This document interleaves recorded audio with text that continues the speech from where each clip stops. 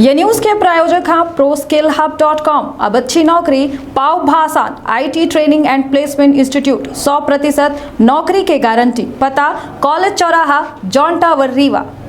मध्य प्रदेश में अपार प्रसिद्धि के बाद देश विदेशन में प्रसिद्धि पावे वाले बागेश्वर धाम के बाबा यानी धीरेन्द्र कृष्ण शास्त्री का एक के बाद एक कई के लगातार चुनौती के सामना करे पड़ला है। ताज़ा चुनौती मिली है एक व्यापारी के द्वारा, जहां एक हीरा कारोबारी के द्वारा बाबा का चमत्कार दिखावे के बात पर 2 करोड़ हीरा के दे के बात कही गई।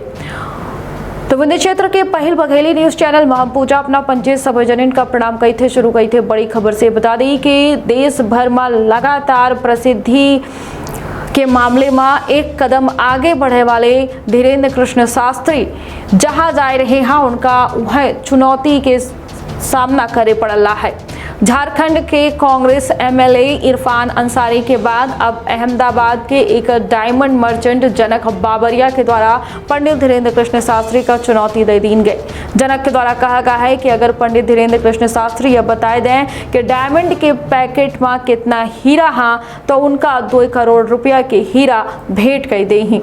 मिली एक जानकारी के मुताबिक हीरा मर्चेंट के द्वारा यह कहा गया कि धीरेन्द्र कृष्ण शास्त्री के पास 700 कैरेट के हीरा के पैकेट लेके पहुंची हैं और अगर धीरेन्द्र कृष्ण शास्त्री के द्वारा यह बताया देगा कि पैकेट के भीतर कितना हीरा है तो तमाम हीरा उनके चरण में भेंट कर दी ही। जेके बाद यह मनी ही कि पंडित धीरेन्द्र कृष्ण शास्त्री चमत्कारी शक्ति के मालिक हैं। इससे पहले बता दी कि झारखंड के एक विधायक के द्वारा बाबा के संबंध में विवादित बयान दीन गा रहा। बता दें कि पंडित धीरेन्द्र कृष्ण शास्त्री के द्वारा हाल ही में बिहार की राजधानी पटना में कथा के आयोजन कीन गा रहा।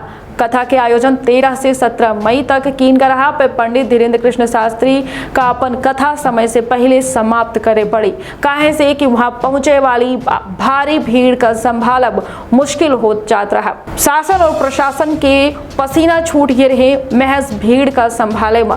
हर रोज बता दी कि लाखन की संख्या में श्रद्धालु वहां पहुंचत रहे, जेके कारण अव्यवस्था उत्पन्न होए लाग रही। दरबार में अर्जी लगावे खातिर भारी संख्या में लोग कथा स्थल में पहुंच गए। कथा के दूसरे दिन की अगर बात की जाए तो भीषण गर्मी के बीच करीब 7 से 8 लाख लोगन के एकजुटता एक स्थान पर होए की वजह से कई लोगन का सांस ले में दिक्कत आवे लाग। भीड़ बेकाबू हो रही और पंडाल में हर जगह धूल उड़त रही, जेके वजह से कथा का बीच में रोके के दौरान बाबा के द्वारा ये लोगन से अपील कीन गई रही कि दूसरे दिन के कथा सुने खातिर वहां न पहुंचा बल्कि अपने घर से कथा के श्रवण करा। हालांकि भक्तन के द्वारा बाबा के बातों मानी गए और अगले दिन भीड़ में कमी आई।